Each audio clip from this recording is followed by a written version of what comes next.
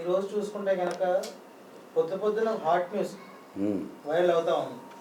జోగు రమేష్ గారు వాళ్ళ గృహం మీద దాడి, ఐ మీన్ ఏసీబీ దాడి, అగ్రిగోల్డ్ సంబంధించిన భూములు అక్రమంగా రాసుకున్నారని చెప్పి వాళ్ళ మీద కేసు అయితే పెట్టి వాళ్ళని అరెస్ట్ చేయడం జరిగింది. జోగు రమేష్ కుమారుడు ఉన్నారు. దాని మీరు స్పందనే ఉంటారు. జోగి రమేష్ గారి కొడుకుని అరెస్ట్ చేయటం లేదా ఆయన అరెస్ట్ చేయటం సహేతుకమైన నిర్ణయం, న్యాయమైన నిర్ణయం. ఆ సంగతి జోగి రమేష్ గారికి కూడా తెలుసు.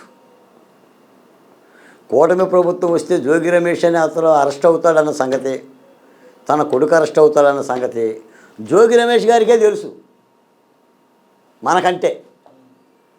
ఆయన చేసిన పనులు ఆయన కళ్ళ ముందే ఉండయండి. ఆయన నియోజకవర్గం మైలవరం నియోజకవర్గం, ఆయన పోటీ చేసింది పెడన. మీటి పెడన వెళ్ళి అడిగినా చెప్తారు ప్రజలు, మైలవరం వెళ్ళి అడిగినా చెప్తారు.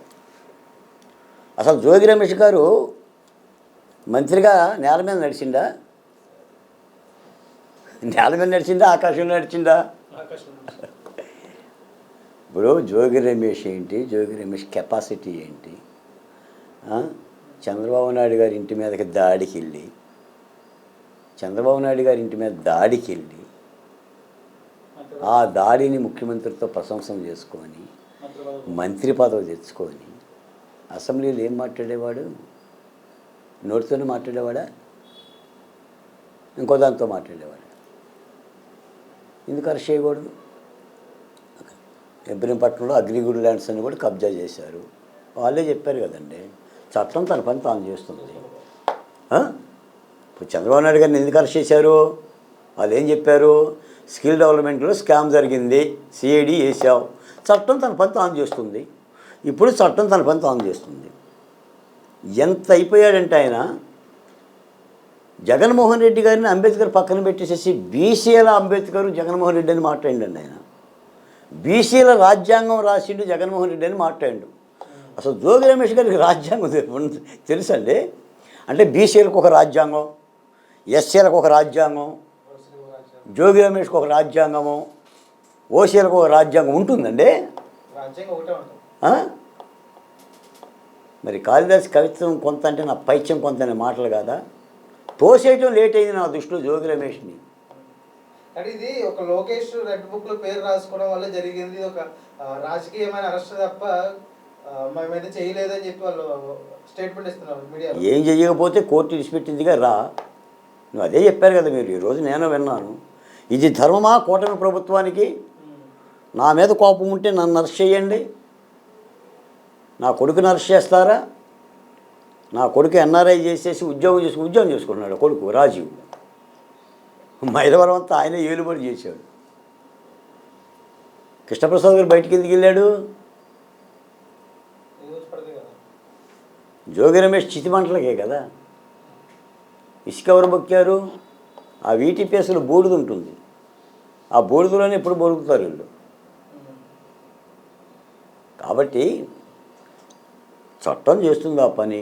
ఒకవేళ నీదేం తప్పిదం లేదనుకోండి, కోర్టుకి వెళ్ళండి, కోర్టు ఇడిచిపెడుతుంది. ప్రజాస్వామ్యంలో వాళ్ళు చెప్పిందే వాళ్ళకు వర్తిస్తుంది. మనం గతంలో ఎన్నోసార్లు చెప్పాం, మీ ఇంటికి మా ఇల్లు ఎంత దూరమో మా ఇంటికి మీ ఇల్లు ఎంత దూరం. ఏదైనా ప్రజాస్వామ్యంలో ఆ పని చేయాలి. ఇప్పుడు జోగి రమేష్ గారు అరిసి ఇంకా లేట్ అయింది నా దృష్టిలో. జోగి రమేషే కాదు సార్, కొన్ని క్యారెక్టర్లు ఉన్నాయి. ఇప్పుడు నేను మాట్లాడుతాను, జగన్మోహన్ రెడ్డి గారి యొక్క పరిపాలన భూములు దోసేశారు, గనులు దోసేశారు, లెక్కలు అమ్మేశారు, గంజాయి పెంచారు, దళితుల్ని చంపేశారు, మానభంగాలు చేశారు. చేశారా? మరి చర్యలు తీసుకోవాలిగా. చేసినోడి మీద చర్యలు ఏమంటున్నా? చెప్పుకుందామా? ఎపిసోడ్గా డిబేట్లు పెట్టుకుందాం కూర్చొని. చర్యలు ఉండాలి కదా. నేరం చేస్తే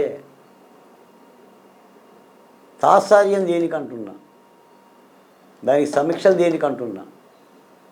రుషికొండలో బంగ్లా కట్టావు, అద్భుతమైన బంగ్లా. ఎవడో దానికి పర్మిషన్ ఇచ్చింది? ఎవడో నిధులు డ్రా చేసినోడు? ఎవడాడు? గుంజకు రావాలి కదా అన్నీ. శిలాపలకాలకు 700 కోట్ల రూపాయలు ఖర్చు పెట్టారు అంటే సరిపోతుందా? ఎవడా అధికారి 700 కోట్ల రూపాయలు ఇచ్చినోడు. కేవలం సాక్షి పేపర్కి 436 కోట్లు ఇచ్చారు. తీసుకోవాలి కదా, దాన్ని నోటీస్ ఇవ్వాలి కదా. మొన్న ఈ మధ్య అదే పేపరు ఇందా మీరు అడిగినట్టుగా అంబేద్కర్ విగ్రహం దగ్గర జగన్మోహన్ రెడ్డి గారి పేరు తీస్తే అంబేద్కర్ విగ్రహం మీద దాడి జరిగిందని రాస్తూ రాష్ట్ర వ్యాపితంగా అంబేద్కర్ బొమ్మల మీద దాడి చేయడానికి కూటమి ప్రభుత్వం కుట్ర చేస్తుందని రాసింది. చర్య తీసుకోరా?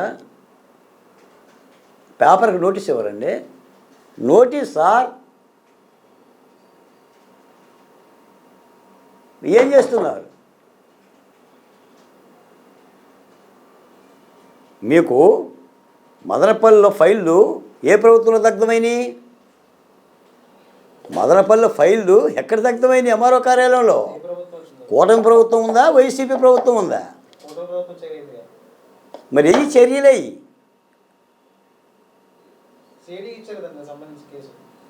సిఐడికి ఇచ్చారా? ఎప్పుడు తెలుతుంది? సిఐడి కేసు ఇవ్వడం ఏంటి?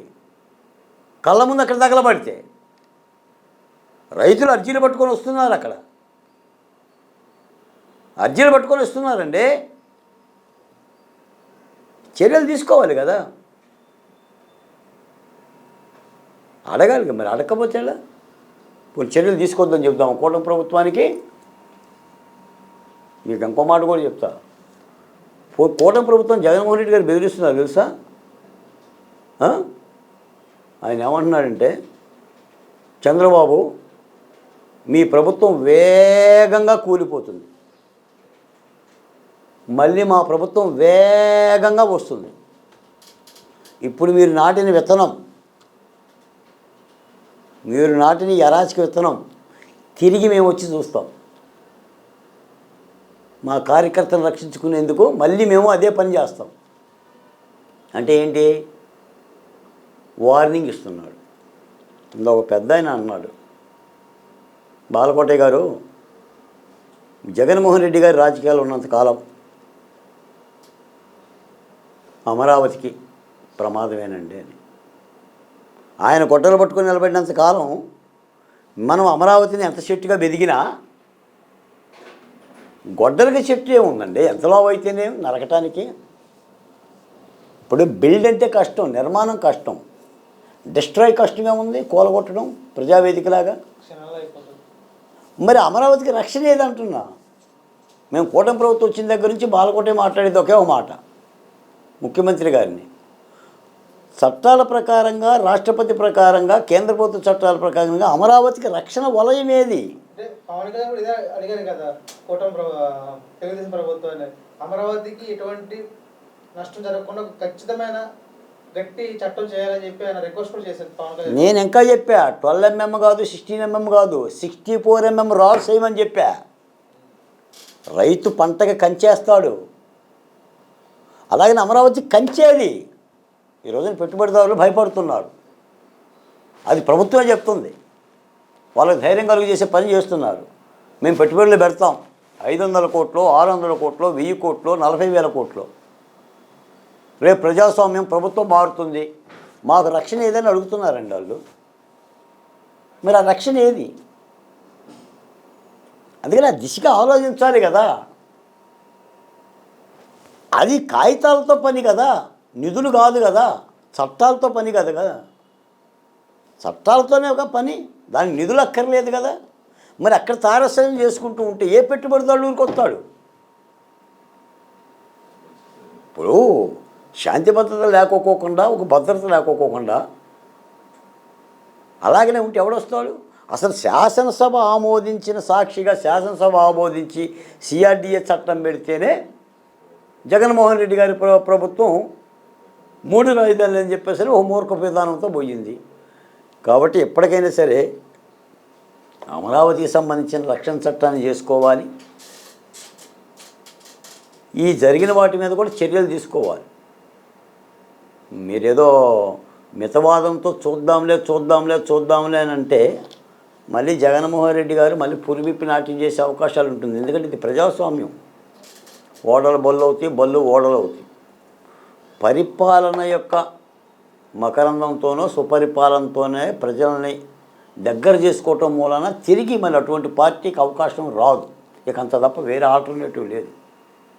కాబట్టి ఆ దిశగానే చర్యలు తీసుకోవాలి.